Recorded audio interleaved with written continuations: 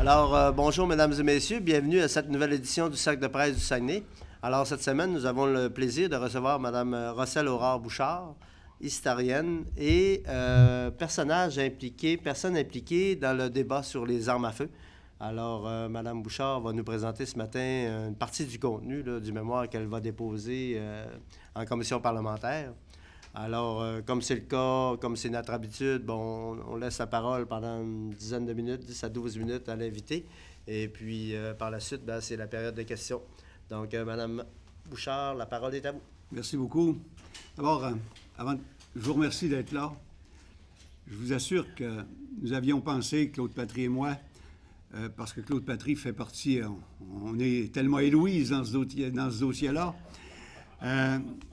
On avait pensé à Montréal. Montréal, pour nous, c'est un autre pays. D'ailleurs, c'est lui qui nous fait la guerre. On avait pensé d'aller à Québec. Bien, le Québec, il n'y a plus de Parlement. Il n'y a rien qu'un gouvernement. Puis le gouvernement, c'est M. Couillard. Alors, on a décidé de ne pas y aller. J'ai dit, pourquoi pas rester avec notre monde, nos journalistes, les avantager, leur donner l'avantage d'avoir le premier mémoire. Et même ça, on va faire plus. Je vais investir personnellement de ma poche, même si elle est déjà très légère, investir ces 100 $ pour publier un beau mémoire. Parce que moi, j'aime le papier, j'aime ce qui est beau, j'aime qu'on touche à l'information, qu'on soit en mesure d'apprécier les sculptures, des mots, de la pensée entre deux couverts.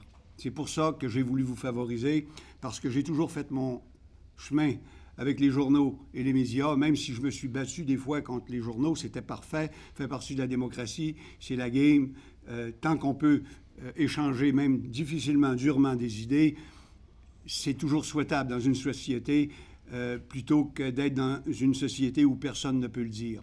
On peut se dire les mots en pleine face, il suffit qu'on se les dise bien et en contraignant le plus notre âge si on en a. Moi, j'en ai plus à 67 ans, je vous avoue, là.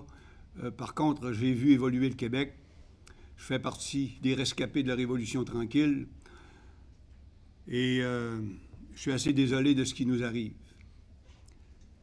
Je remercie Claude, Patry. Je vous signale que ce matin à 10h moins quart, l'organisation contre le registre va déposer, par le biais de la députée Sylvie Roy,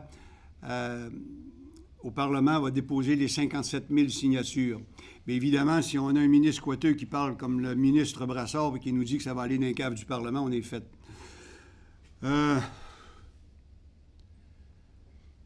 C'est assez difficile, ce dossier-là, parce que je l'ai vu évoluer depuis 1977. Dès lors où on a commencé, au gouvernement, à exiger des permis après permis. On en est rendu à un point tel que ça nous prend 6 ou 7 permis si on veut être capable de faire du tir, mettons au pistolet et à la carabine. Ah bon, c'est un autre. Et pour être dans les règles, c'est pas vrai que c'est facile d'avoir des armes à feu au pays. Et au Québec, c'est encore pire parce que le Québec, qui est toujours plus vertueux que toutes les autres, vous savez, le Québec est tellement bon, on fait toujours rapport des autres, mais on est toujours en bas, hein? On est toujours en bas au niveau de la performance. Et le Québec a même imposé une loi 9, c'est-à-dire qu'étant donné qu'il ne pouvait pas aller dans la loi sur les armes à feu, étant donné qu'elle est fédérale, il a passé par la loi sur la régie dans la sécurité dans le sport. Il a imposé la loi numéro 9, c'est-à-dire que nous autres, pour aller dans un club de tir, en plus, ça nous prend un autre cours qu'ils ont appelé la loi Anastasia. Ça devient insoutenable. Pour les propriétaires d'armes, d'abord, ce sont tous des criminels en puissance dans les yeux et dans la parole de ceux qui défendent la valeur du registre. Je parle du mouvement féministe qui en prend énormément large. Le mouvement féministe qui appuie la police là-dedans. On est exactement les deux pieds dans l'État policier. C'est surtout contre ce fait-là que je me bats. Pour les armes, bon, s'ils imposent le registre, je vous le dis tout de suite, les miennes, je vais les vendre dans les 6 mois que je vais avoir de délai avant de m'enregistrer parce que c'est pas vrai que je vais me soumettre à cette loi-là. Je vais faire comme la première fois que Jean Chrétien a imposé en 1995 le registre des armes. J'ai tout vendu mes armes pour 2000 $ alors que j'en avais pour 25 000. Alors, je vais faire la même chose parce que c'est pas vrai que les policiers vont avoir le droit de venir chez moi vérifier mes armes impunément. Moi, dans mon cœur, à moi, je suis né dans un pays libre où les policiers, quand ils venaient chez moi, c'était parce qu'il y avait un mandat d'arrestation, parce qu'il y avait une plainte, parce que la justice était une justice. Au Québec, ce n'est plus ça. Nous sommes dans un État policier. Je défends, mais je me défends contre cet État policier-là, et je peux vous en donner la preuve. Vous avez une commission parlementaire qui vient d'être levée. Elle va être en 2 volets. Là-dessus, d'abord, c'est tous des groupes. Il n'y a pas un individu. Moi, c'est pour ça que mon mémoire, je l'avais fait avant. Sur les 33 intervenants qui vont être dans les 2 semaines à venir, mais apparemment, il va y avoir un autre volet. Probablement que là, ils vont être mal pris, ils vont m'inviter, mais je ne sais même pas si je vais y aller, parce que mon dépôt de mémoire, je le fais devant le peuple.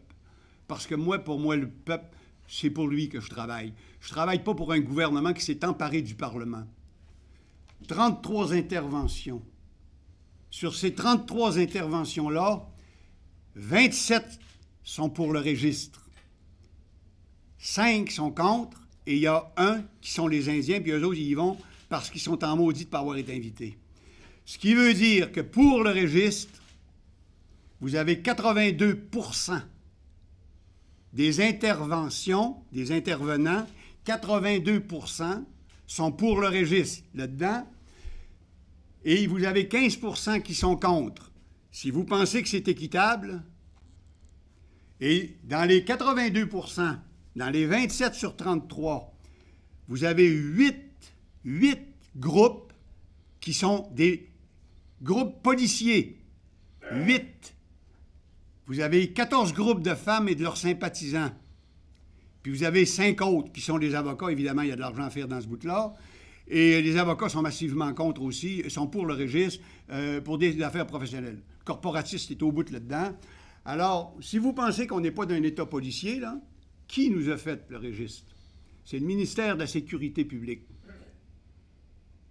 Le ministère de la Sécurité publique, on ne peut pas dire que c'est le plus honorable de tous les ministères, hein? On se rappellera le ministre qui avait eu un permis de port d'armes à un ami de Tomassi, un des Italiens, et que sa femme travaillait pour le... Sa femme, on parle du ministre... comment s'appelle, monsieur, là? Tomassi.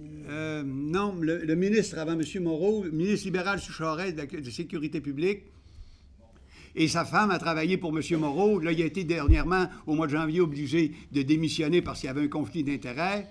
Et après ça, c'est M. Coiteux qui a pris le dossier. M. Coiteux, qui est évidemment un ministre de Montréal, qui en plus est en charge de la région de Montréal et est en charge de tous les territoires.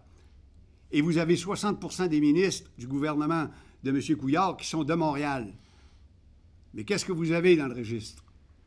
Vous avez les gens de Montréal, vous avez la Sûreté du Québec, le mouvement féministe, contre les régions ressources. Qu'est-ce que vous avez à Montréal?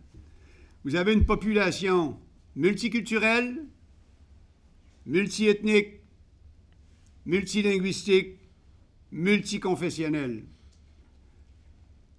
C'est tellement puissant à Montréal, cette population-là, que présentement, 56% des femmes enceintes à Montréal ne sont pas nées au Canada.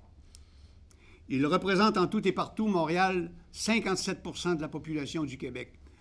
Nous sommes sous la tutelle de Montréal. Et étant donné que c'est une population multiethnique, multiconfessionnelle, multiculturelle, ces gens-là essayent de nous imposer dans les régions, nous, les peuples fondateurs, qu'on parle des Canadiens français, qu'on parle des Canadiens anglais qui sont nés ici, des Acadiens, des Métis et des Indiens, dans le fond, c'est la guerre de Montréal qui écrase les régions. C'est pas d'autre chose. On vous l'avait averti il y a 20 ans. Si on ne prend pas attention, Montréal va décider pour nous. Et on y est, à un point tel qu'on n'est même plus capable de dire qu'on est Canadien français, on passe pour des racistes. C'est même plus aux arrivants à s'adapter, c'est à nous à s'adapter aux arrivants. Vous trouvez ça normal? Moi, je vais contester cela jusqu'à ma mort. Moi, je suis prête à accepter que tous les arrivants aient les mêmes droits que moi sans exclusion. Mais c'est pas vrai que je vais sombrer dans le délire de Gérard Bouchard pour leur faire un chapitre qu'ils n'ont pas encore écrit dans les livres de notre histoire. Je regrette le chapitre qu'ils ont à écrire dans l'histoire du Québec puis dans l'histoire du Canada, ils devront l'écrire d'abord. Puis après ça, on verra quelle est leur présence. Pour ce qui est des armes à feu maintenant, j'ai une petite lettre à l'endroit de M. Couillard. J'espère qu'il va m'écouter. Monsieur le Premier ministre, je crois que le gouvernement n'a pas saisi qu'il est en train de heurter quelque chose de fondamental pour les peuples fondateurs du Québec. Cela va beaucoup plus loin que la simple question d'un registre. Il s'agit ici d'un esprit, on parle aussi de l'esprit de liberté, qui forme le premier anneau de la chaîne des causes. C'est ce qui arrive quand des médecins sortent de leur clinique pour faire de la politique. Le premier ministre Couillard est en train de provoquer un mouvement de résistance civile passive. Ce faisant, il contribue à l'érosion de l'autorité de l'État. Il accentue la fracture entre Montréal et le reste du Québec. En conséquence, j'invite notre premier ministre à cesser de bouger parce qu'il est partout, à s'asseoir et à lire Montesquieu, Kant, Durkheim. Il apprendra alors ce qu'est l'esprit des lois, la chaîne des causes, et s'il finit par comprendre ce qu'il ne saurait comprendre autrement, il comprendra la situation réelle du Québec et il découvrira alors qu'il n'est que le capitaine du radeau de la Méduse, parce que le Québec est en train de s'effondrer. On vous l'annonce depuis 20 ans, Charles Côté, Daniel Larouche, moi et quelques autres. Nous avons publié un livre qui s'appelait « Le pays trahi ». Nous vous avons annoncé ce qui s'en venait ici. Le registre des armes a un grand appui. Moi, voir la Sûreté du Québec, le président de la Fraternité des policiers du Québec, les directeurs de la police de Montréal, les directeurs de la police de Québec, et ainsi de suite, faire la dictée pour un registre des lois, je m'inquiète fortement. Montesquieu l'a très bien découvert en 1740 ou 41 dans l'esprit des lois, il nous le dit.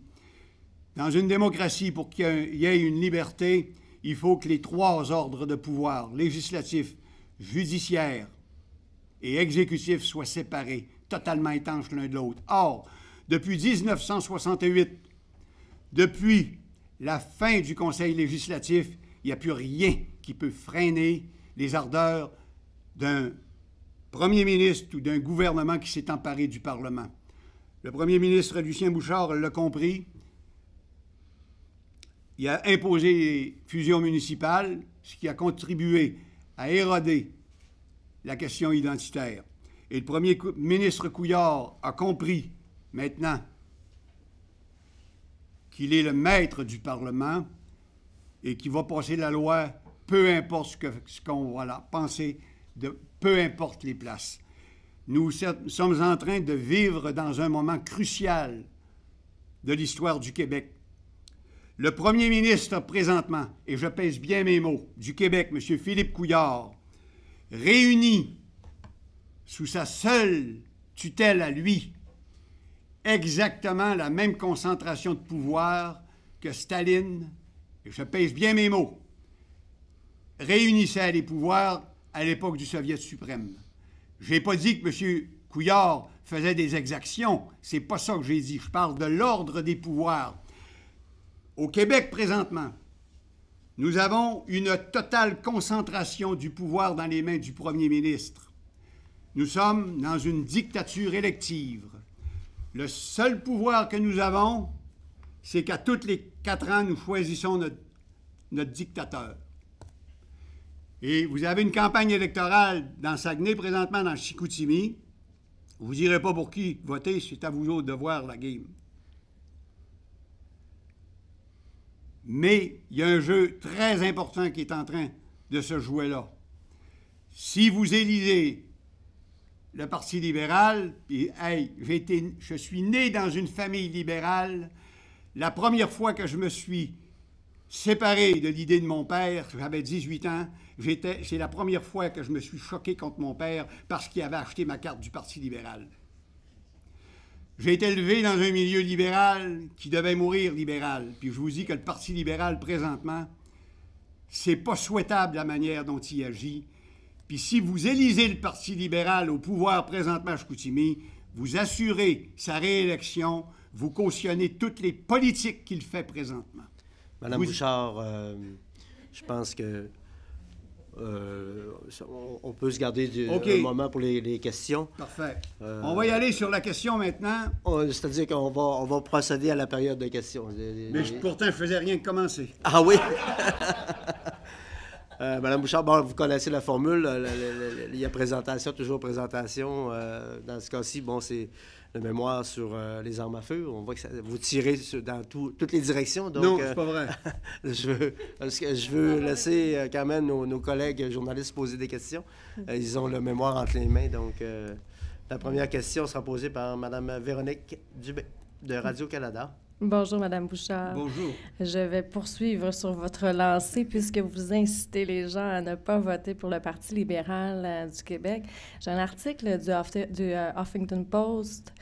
J'ai pas eu l'opportunité de m'entretenir avec Francine Gobeil sur le sujet, mais je présume que le journaliste a bien fait son travail. Madame Gobeil dit qu'elle pourrait s'opposer au projet de loi de son propre gouvernement. Elle parle aussi de consultation publique. Donc, je ne sais pas si elle va répéter ses propos à la caméra aujourd'hui. Elle ne retourne plus nos appels. Mais qu'est-ce que vous pensez d'une sortie comme celle-là, quand même? Madame Gobeil va s'écraser comme une pancarte. Elle en a en masse après poteau, là. Elle va s'écraser comme ces pancartes. Quand le premier ministre Couillard va dire « Il n'y a pas, vous votez comme la ligne du parti ». Et de toute façon, le Parti québécois est pareil. Je ne vous ai pas dit de voter pour le Parti libéral, c'est pas ça que je vous ai dit, mademoiselle. J'ai dit que si le peuple élit, il cautionne toutes ces politiques qui vont venir. C'est ça que j'ai dit. Le Parti québécois, c'est pas mieux, là. Ça fait 43 ans que c'est un champ de ruines. Et on a même perdu notre nom à Chicoutimi. Puis on a perdu la prison. Alors, je n'ai pas dit de voter pour le Parti québécois non plus. Je dis qu'on est dans une situation démocratique intenable. Il n'y a plus de fuite possible. Je vous l'explique par moi.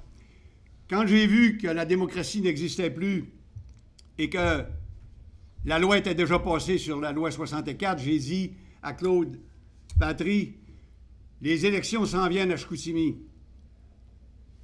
Je vais prendre ces élections-là pour avoir une tribune. Je vais leur dire, je vais y aller, moi, comme indépendante. J'ai été aspiré comme dans le plus puissant des siphons. Au bout de 15 jours, j'avais déjà eu des milliers d'appuis. Puis encore aujourd'hui, on me téléphone, on m'arrête sur la rue. Les gens n'ont plus confiance au Parlement. Les gens n'ont plus confiance aux partis politiques. C'est un véritable drame pour notre société parce que la seule voie possible dans un pays, c'est la politique. Quand on ne fait pas de politique, on fait la guerre.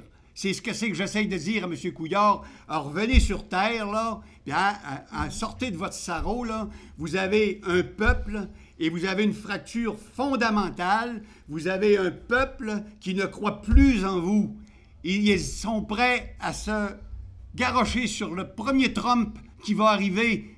C'est une tragédie. Puis ça, c'est pas dû au peuple. C'est dû aux politiciens qui n'ont toujours fait que de la gouvernance depuis 50 ans, qui administrent uniquement des conventions collectives et l'argent de l'État, qui ne savent même pas c'est quoi une société, qui n'ont jamais lu qu'est-ce que c'est que le sens commun, comme l'a défini Voltaire, comme l'a défini Rousseau, et ainsi de suite. Ces gens-là sont habitués de travailler avec des individus. Je comprends que M. Couillard est peut-être le plus intelligent des médecins qu'il y a au Québec. C'est peut-être le plus habile à travailler des cerveaux, mais il ne sait pas c'est quoi une société. Parce qu'une société, c'est un groupement d'hommes et de femmes qui ont un sens commun, qui ont le goût de travailler ensemble, qui ont le goût de construire un pays, puis on l'a perdu dans ce pays-là, ce goût-là. Les gens, qu'est-ce qu'ils font? Ils s'en vont. Nos jeunes s'en vont. Puis moi, si j'avais 40 ans, je m'en irais. Parce qu'il n'y a plus rien à faire au Québec. À regarder le taux de suicide. Vous m'avez posé une question. Regardez dans le mémoire le taux de suicide. Nous sommes un des pays au monde, la province de Québec avait, jusqu'en 2000, elle est partie de 1925 à l'an 2000, du plus bas taux de suicide au Canada au plus haut taux de suicide en Amérique du Nord et à un des plus hauts taux de suicide au monde. Vous n'avez plus de données à partir de 2001. Comment se fait-il qu'on voit baisser le taux de suicide? Vous avez le plus gros frame-up de l'histoire du Québec avec les maquillages de données des taux de suicide. Je vais vous expliquer ce qui s'est produit, moi. En 1989, le ministère de la Sécurité publique, toujours lui, c'est toujours le joker dans le game, le ministère de la Sécurité publique a édicté un vade-mecum, c'est-à-dire pour le coroner, un mode d'emploi. Jusque-là, tout va bien. Mais le taux de suicide continue de monter.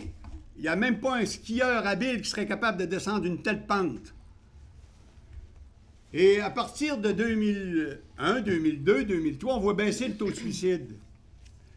Or, nous avons découvert qu'en 2001, le ministère de la Sécurité publique a envoyé un mémo à l'intérieur d'un texte qui s'appelle l'investigation, où on redéfinit le suicide. Alors, un suicide, ça a toujours été, regardez dans tous les dictionnaires, une personne qui s'enlève la vie volontairement. Ça s'arrête là. J'aurais envie de vous demander combien par arme à feu. J'y arrive. La grosse donnée du mouvement féministe qui disent n'importe quoi, qui devrait retourner à l'école pour regarder les notes de cours pour savoir comment est-ce qu'on fait un travail de recherche, puis qui prennent une partie de leur référence de la Sûreté du Québec, et c'est fort, t'es dans la Russie soviétique, là.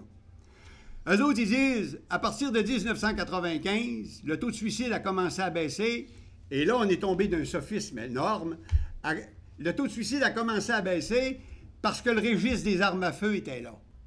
Le registre des armes à feu a arrêté en 2012. Or, à partir de 2001, il est vrai que les chiffres au Québec commencent à baisser. Savez-vous pourquoi? Parce qu'on a redéfini la notion du suicide en ajoutant aux critères objectifs, un suicide, c'est un suicide, tu enlèves la vie volontairement, tu te tires une balle dans la tête, tu prends une boîte de pilules, tu en vas te tirer en bas d'un pont. Mais là, il y a des critères subjectifs. C'est-à-dire que le coroner, maintenant, le monsieur se tire une balle dans la tête, c'est un suicide. La madame prend une grosse boîte de pilules, et puis son mari, elle pogne dans le lit le matin, elle est morte. Il dit au coroner, écoutez, ma femme, elle ne voulait pas se tuer, certain, là, il y a eu un accident, il y a eu une erreur. Je sais qu'elle était dépressive, mais c'est plus un suicide. Le taux de suicide a baissé continuellement en raison d'un maquillage des données à partir d'une nouvelle définition du suicide au Québec. Quelle est cette définition? C'est la seule place au monde.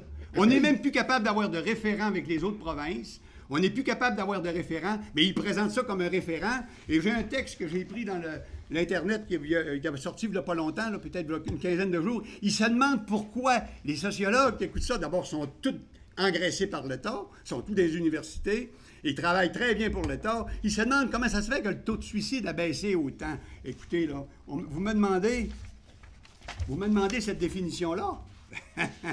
Moi, vous la donnez, moi. Maintenant, un suicide peut être subjectif. L'intention du geste. L'intention du geste sera démontrée par tout fait ou élément permettant de conclure que la personne planifiait sa mort. Il fallait qu'elle la planifie maintenant. Était consciente que le geste posé allait entraîner celle-ci. Il sera prouvé par l'analyse du comportement récent de la personne, l'expression verbale ou écrite, une analyse du dossier médical ou psychiatrique, tout autre élément démontrant que la personne décédée voulait mourir et avait préparé sa mort. C'est-à-dire que le monsieur qui voit son enfant pendu, il dit « Non, non, il ne voulait pas se pendre, lui-là, il était très sain, j'ai parlé hier, c'est terminé, c'est plus un suicide. » Alors, c'est ce qui a fait dire à Charles Côté, vous connaissez Charles Côté, hein? Un chercheur. Oui, Charles Côté, quand même, qui a travaillé, la santé. Puis qu'il a 44 ans. Je vais vous en donner une bonne, là. Prenez le temps d'écouter ce que je vais vous lire, là. Nous sommes tout oui. J'ai l'air la seule à vouloir poser des questions. Non, non, j'y arrive, Madame j'y arrive. Dubé, oui, on va vous laisser. Je peux laisser ma place, hein? Bon. Alors, Charles dit, on s'étonnera sans doute du fait que les données sur le suicide rapportées par StatCan, Statistique Canada, arrêtent en 89. La raison en est qu'en mars 2001, là, il parle de ce que je viens de vous dire, le ministère de la Sécurité publique, c'est toujours lui, c'est le joker. Bon, il continue. Ce changement a donc eu pour effet, pour objectif, point d'interrogation, de porter au compte de la mortalité accidentelle de véritables suicides, sous prétexte que le suicidé n'avait pas manifesté de façon suffisamment explicite son intention de s'enlever la vie avant de poser le geste fatal, ou encore de les assimiler à des cas de mortalité attribuables à la maladie. T'es malade mental. Sous prétexte que le suicidé était trop perturbé mentalement pour être tenu responsable de ses actes. Et c'est ainsi qu'à partir de cette date, on assista au Québec à une chute vertigineuse du taux de suicide de 21,9 pour 100 000 en 1999, à 18,4 en 2001, à 15,6 en... Non, tantôt, là, encore 10 ans, il n'y a plus un suicide au Québec. Là. Encore 10 ans. Continuons, c'est bien parti. Mais et Mme je vous dirais Bouchard... qu'à propos du suicide... Madame Bouchard, je vais vous interrompre. Non, je continue. Non, vous m'avez posé une question, on n'arrête pas. Ma collègue a sans doute d'autres questions. Peut-être que vous allez vous enflammer sur ma prochaine question aussi, on l'ignore, je suis pas mal certaine. Non, mais c'est parce que tantôt, vous me disiez, il y a 33 groupes, il y en a 27 qui sont pour, il y en a 6 qui sont contre. Vous pensez être dans un état policier et tout. Nous sommes. Bon, est-ce que ça pourrait pas plutôt refléter l'appui des gens pour le registre des armes à feu? Je me dis, dans une société où on peut vous localiser au bout d'un iPhone et puis qu'on peut savoir à peu près n'importe quoi sur vous, sur ce que vous consommez, comment un groupe comme le vôtre peut résister à un registre comme celui-là? Oui, mon groupe, je suis seul. Hey, un instant.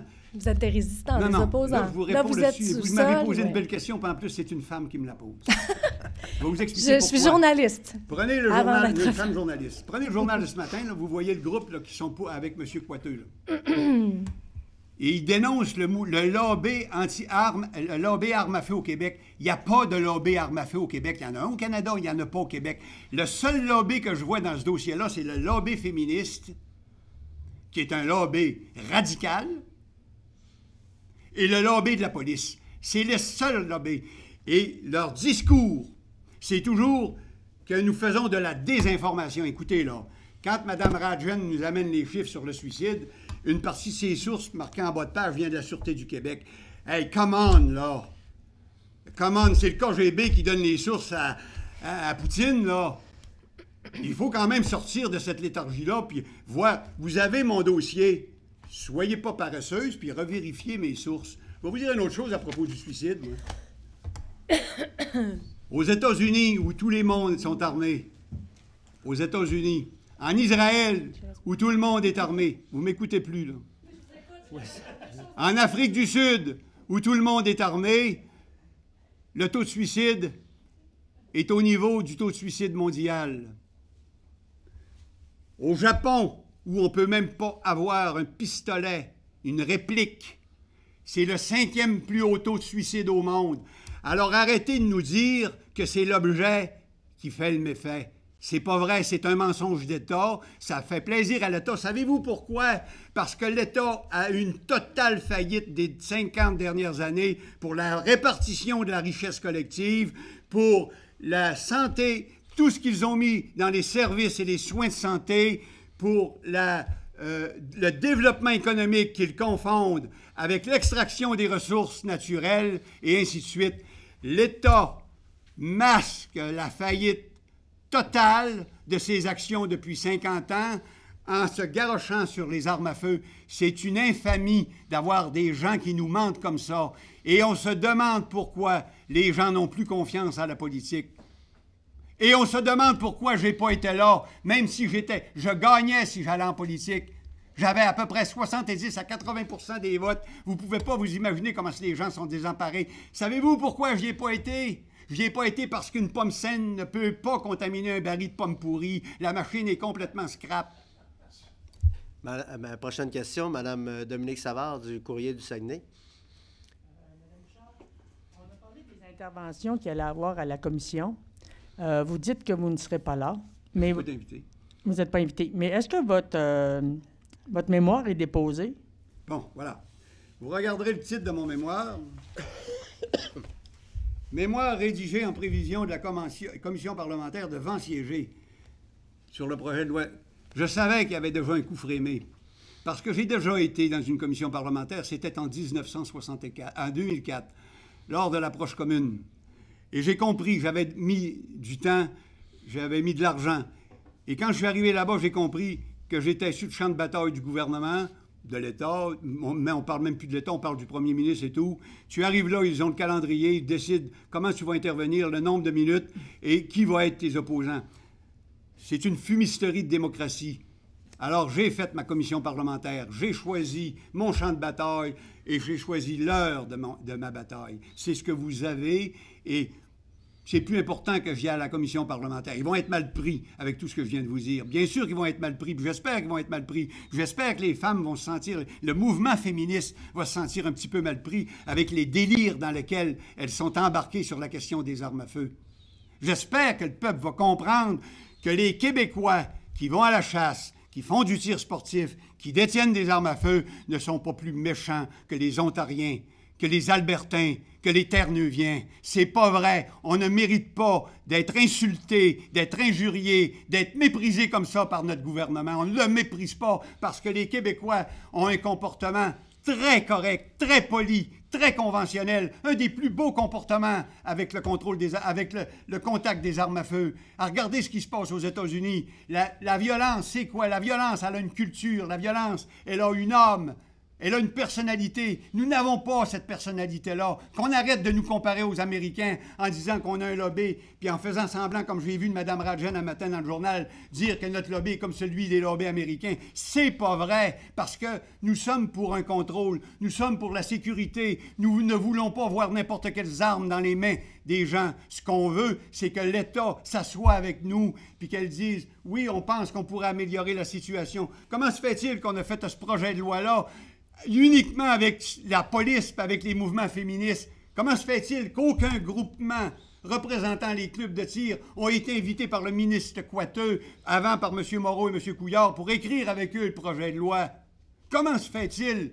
Cet État-là ne respecte plus le peuple. Il ne respecte pas les régions ressources. Nous avons une personnalité, nous avons une approche avec les armes à feu qui est correcte, elle est digne, notre approche. Comment se fait-il qu'ils ne tiennent pas compte de ça? C'est comme si on nous enlevait un symbole de liberté et qu'on nous crachait dans la figure parce que c'est humiliant par rapport au reste du Canada de voir que les autres sont bien perçus au niveau du registre, puis que nous autres, on est pire qu'ailleurs, il nous faut un registre, puis ça nous prend des clochettes dans le cou. C'est insoutenable, un tel projet de loi.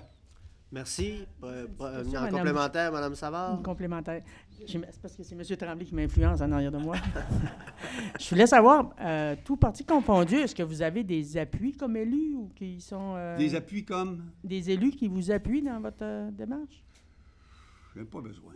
Non, mais est-ce qu'il y en a? Moi, je parle au peuple. Je parle au gouvernement. Je parle au Parlement, mais c'est le gouvernement qui m'entend, puis c'est lui qui maîtrise la game. Mais c'est les élus qui décident. Non, mais écoutez, non.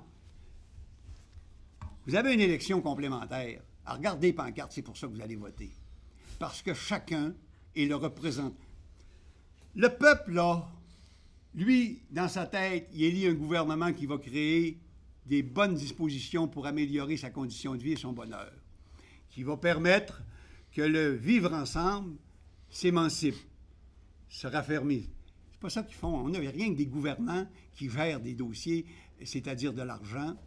Et nous élisons maintenant, depuis 1968, on n'élit plus un chef de gouvernement, on élit un chef de parti, et les chefs de parti vont chercher des gens, et les députés sont les représentants du chef de parti. C'est pas autre chose au Québec, là. Ça n'existe pas, la démocratie au Québec, au niveau parlementaire.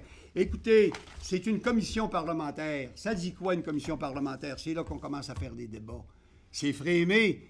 T'as 8 corps de police qui sont là. T'as 83% sont pour le registre. Puis t'en restes 15 contre. Où il est, le parlementarisme? Le Parlement n'existe plus. Il a été kidnappé par le premier ministre et son ministre de la Sécurité publique. C'est pas compliqué. Puis ils écrivent la loi avec la Sûreté du Québec, puis avec M. Veilleux, de la Fraternité des policiers et des policières, parce que ça paraît bien. Et c'est exactement comme ça s'était produit à la période de la Prohibition aux États-Unis. On prend une femme, quelques policiers, puis ça passe. Puis regardez ce qui s'est passé pendant 15 ans. Savez-vous ce qui se passe présentement, là? La loi n'est pas encore passée, puis les gens ont commencé à acheter des carabines en Ontario parce que leur permis les permet ça, dans l'espoir, dans l'idée que leurs armes ne seront pas enregistrées dans des livres de vendeurs ici. Ils sont en train de torpiller eux autres même par la loi le commerce des armes à feu ici, alors que ce n'est pas un mauvais commerce quand c'est bien géré, quand on suit la loi, comme on nous l'a montré. C'est un bon commerce, ça supporte l'industrie touristique, ça supporte l'industrie du plein air, la chasse, toutes les traditions, la culture. Bien, ils sont en train de torpiller ça en plus, puis ils sont en train d'éloigner le citoyen d'eux, parce que les citoyens, ce qu'ils se disent, après le registre, va arriver une taxe dans 3 ans. Merci. Et après ça, ils vont ramasser des armes qu'ils vont vouloir ramasser, puis après ça, il n'y en aura plus. Alors... Le peuple n'a plus confiance à l'État, parce que l'État s'est dévoyé. L'État ne travaille plus pour le citoyen. Alors, prochaine question, monsieur, notre président fondateur, monsieur Tremblay, Bertrand Tremblay. Bonjour, Madame Rossel. Bonjour, cher ami.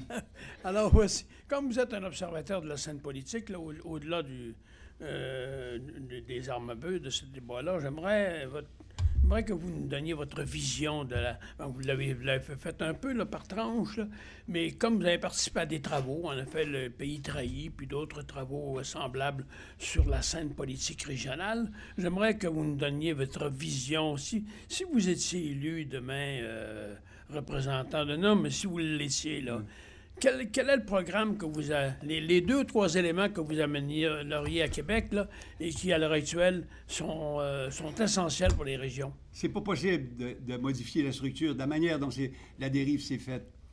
Je vais vous dire où est rendu l'État du Québec. Et là, c'est pas un compte pour faire peur. Là.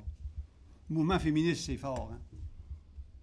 C'est le mouvement le plus puissant qu'il y a eu dans l'histoire du Québec. De 1971. Et là, je pèse mes mots parce que je ne suis pas contre les femmes, là. Mais je suis anti-féministe, parce que le mouvement féministe, pour moi, c'est un mouvement radical. Toute ma vie, je me suis battu contre la dictature des hommes.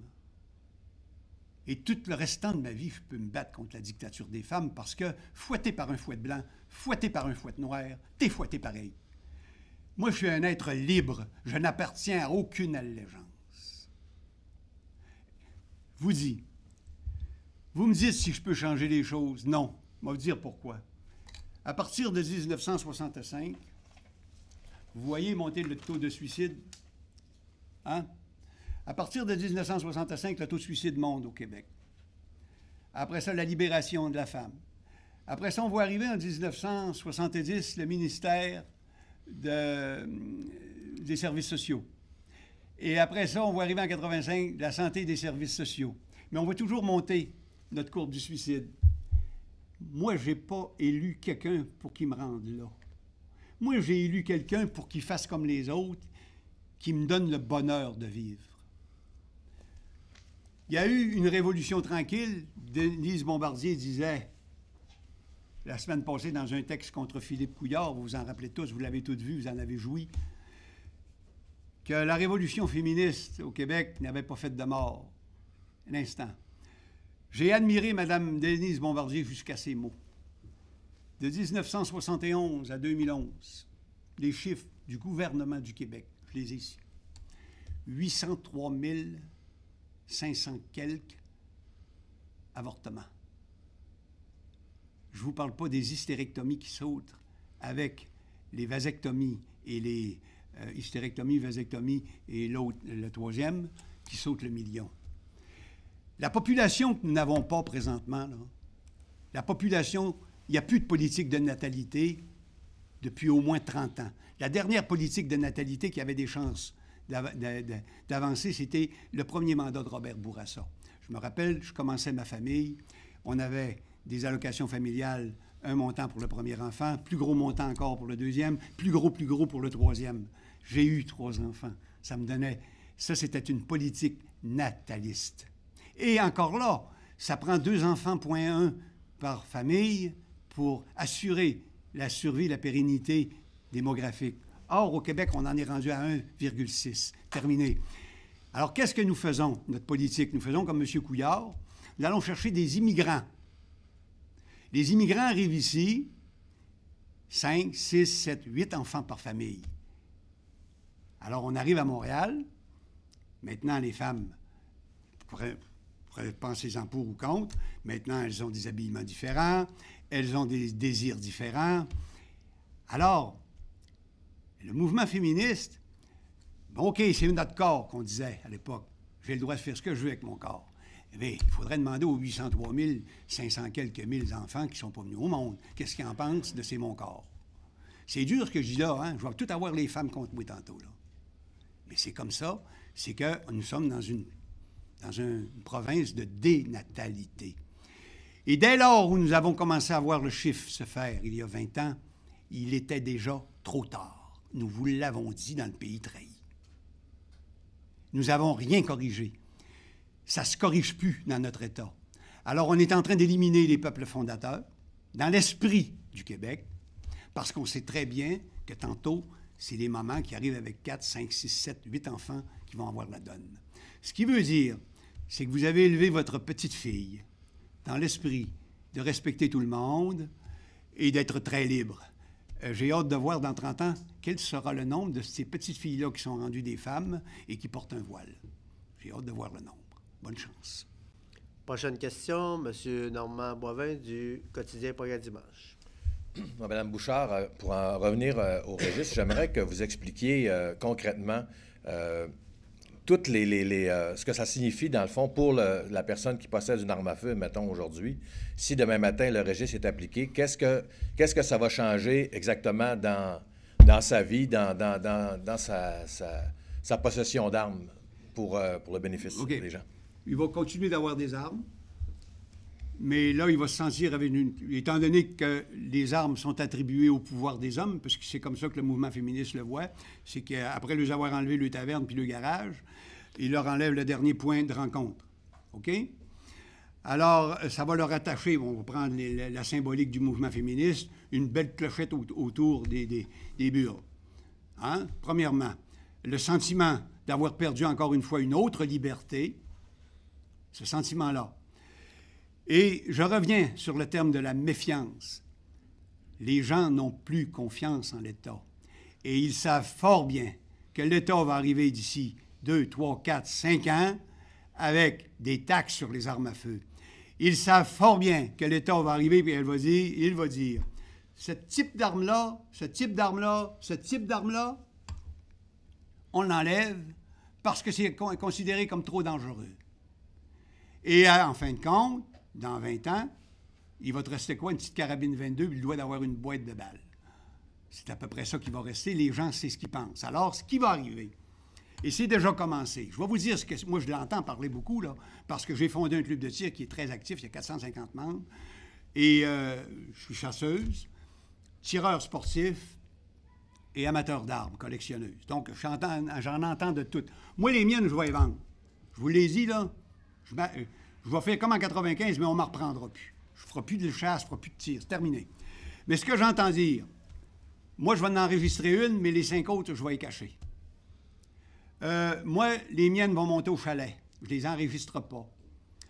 Ben moi, j'ai 65 ans, je ne veux plus avoir de problème. Je vais les enregistrer. Mais la plupart disent, présentement, je n'enregistrerai pas mes armes. Et là-dessus, il va y avoir un groupe qui vont plier, mais la majorité ne plieront pas. C'est fondamental.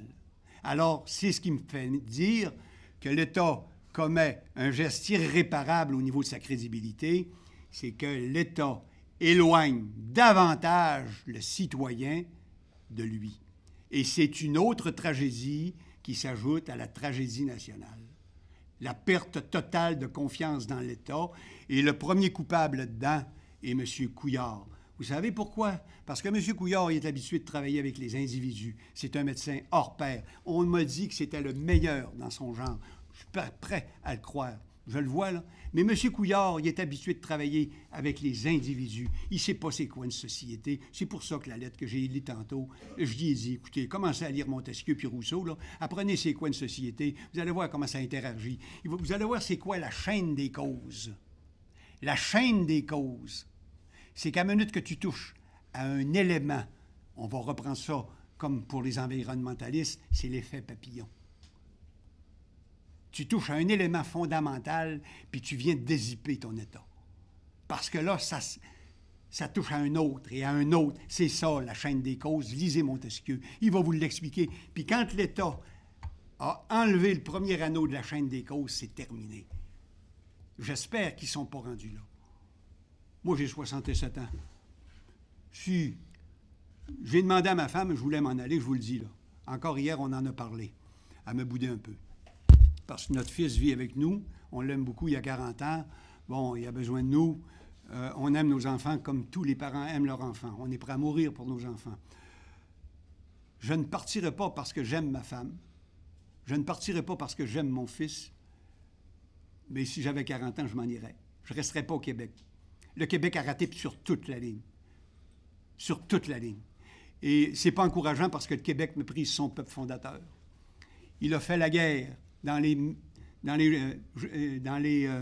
tribunaux aux Métis qu'il ne veut pas reconnaître. Il sort les Métis du bois. Les Canadiens français qui ont des camps ancestraux dans les bois ont vu leur baux de location augmenter de 500, 600, 700, 1000%. Il est en train de tuer ces peuples fondateurs. Je ne connais pas un pays au monde qui a fait ça. Et il faudrait qu'on ait encore confiance à cet État-là qui nous méprise, qui est même plus capable de dire le mot Canadien-Français parce qu'ils l'ont mis un tag de raciste dessus. Moi, j'ai le droit d'être de la Société des musulmans. Tout le monde respecte ça. J'ai le droit d'être de la Société des Italo-musulmans, Italo-américains. J'ai le droit d'être de la Société des collectionneurs de poignées de porte.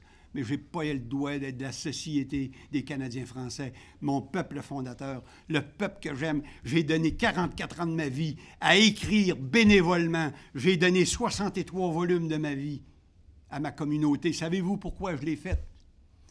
Parce que j'ai vu arriver ce qui arrive, puis j'ai dit dans mes dernières conférences que si je ne prends pas le temps, si nous ne prenons pas le temps de donner notre mémoire à nos petits-enfants, ils vont recevoir la mémoire des arrivants.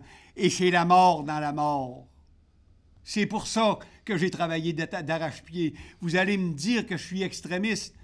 Oui, je suis extrémiste d'avoir aimé mon pays. Oui, je suis extrémiste d'être resté au Saguenay-Lac-Saint-Jean malgré les coups de cochon que le Saguenay-Lac-Saint-Jean m'a fait, malgré le fait qu'il ne m'a jamais donné d'emploi, malgré le fait que je vive sur le minimum du revenu garanti. J'ai resté parce que j'aimais mon pays. Vous ne me ferez jamais dire du mal de mon pays, mais par contre, de ceux qui l'ont détruit, vous ne pourrez pas me faire dire du bien. Et aller cautionner ce Parlement-là qui s'est dégénéré pour être devenu la mitaine d'un gouvernement et d'un premier ministre, et aller me rendre là comme député pour me salir en traversant les portes, jamais. Ce serait cautionner l'État actuel du Québec, et je ne la cautionne pas parce que c'est un crime ce que nos gouvernements ont fait depuis 50 ans. Merci. Et vous pensez que vous pouvez... Amenez-les vos réponses. J'ai déjà 3 lettres de prêtes pour répondre au mouvement féministe, pour répondre aux politiciens. J'ai hâte que vous m'attaquiez des journaux. Merci. Prochaine question, Mme Roxane Ocampo, une étudiante en ATM. Brièvement, Mme Bouchard, vous avez parlé de la culture des armes. J'aimerais savoir en quoi vous croyez qu'un amateur québécois est fondamentalement différent ou moins violent qu'un tireur américain ou encore du Canada de l'Ouest, par exemple. Parce que c'est dans notre nature. Nous, les Français, les gens qui arrivent ici le disent. On va chez vous parce que vous êtes bons. Et c'est vrai que nous sommes bons. Je vais vous dire une chose. Vous regarderez dans mon mémoire, il y a une illustration que vous connaissez peut-être. Vous me rappelez votre nom? Roxane Ocampo. Oh, Roxane Ocampo. vous me permettrez de vous dire, je ne suis pas habitué à ce genre de connotation-là, mais j'imagine que vous êtes une bonne Saguenayenne. Alors, je vais vous envoyer un petit cours d'histoire juste photographique. Vous allez aller à la page 19. Vous allez voir qu'on est en train de fêter l'Épiphanie. Et vous allez voir comment est-ce que le monde est heureux. Vous allez voir un crucifix, la Sainte Vierge, une corne à poudre et un fusil. Tout le monde est heureux, des petits-enfants chantent. C'est notre société, ça, qu'on avait. Et on l'a pu. Quand est-ce que vous entendez chanter un enfant dans la rue aujourd'hui? D'abord, il faudra en trouver dans cette rue-là. Puis quand on en trouve, les enfants, ils passent vite. Ils ne chantent plus comme moi je chantais, comme j'entendais chanter. Hey, on se réunissait où il y avait des balançoires sur le voisin, puis on chantait des chansons de Luis Mariano, on criait à tue-tête. On était heureux. Je ne vois plus ça. Je vois passer les enfants. Ils sont préoccupés. Je ne sais pas ce qu'ils ont. Mais qu'est-ce qu'on a fait? C'est une tragédie qui se produit là. Et c'est pas tous les peuples qui vivent ça, là. C'est le nôtre. Et nous étions un peuple extraordinaire. Vous savez ce que disait mademoiselle? Il y a un bonhomme qui est arrivé ici en 1838-1839 pour faire un rapport aux Anglais sur les Canadiens français. Il se trouvait que c'était du monde malcommode. Il s'appelait Durham, un type intelligent que tous les nationalistes du Québec ont vilipendé, mais il aurait dû le lire parce qu'il a tout dit l'histoire du Québec qui allait se produire dans les 2 siècles qui allaient suivre. Savez-vous ce qu'il a dit en grosse conclusion aux Anglais de Londres? Calmez-vous. Il a fait un petit peu comme Ghislain Harvey quand il voit un problème. Là. Calmez-vous, petit gars, là, c'est pas si pire que ça. C'est ce qu'il a dit à Londres. Calmez-vous, là. Laissez les faire, ils vont se détruire eux autres mêmes. Ils vont tuer leur clergé, puis ils vont se tuer entre eux autres. Ben, c'est exactement ce qu'on a fait. Bon, je vous donne le droit de dire que je fabule, mais je vous ai dit la vérité. J'ai 44 ans de recherche en histoire. J'ai éprouvé mes documents. Je vous ai tout donné ma vie. Dites ce que vous voudrez de moi. J'ai été honnête dans ce que je vous ai donné ce matin. J'ai été généreuse comme personne ne pourra l'être généreuse. Parce que j'aime mon pays. Parce que j'aime pas ce qu'on a fait dans mon pays. Parce que j'aime pas la courbe du suicide. Parce que j'aime pas qu'on soit remplacé. Je sais pas que j'haïs ceux qui s'en viennent. Je trouve le peuple du Québec est un peuple né du métissage. On peut y être plus ouverte au métissage que nous? Non. Mais il y a un moment donné où il faut avoir un certain contrôle puis comprendre qu'on a perdu ce contrôle-là. Nous ne sommes plus. Déjà, nous ne sommes plus.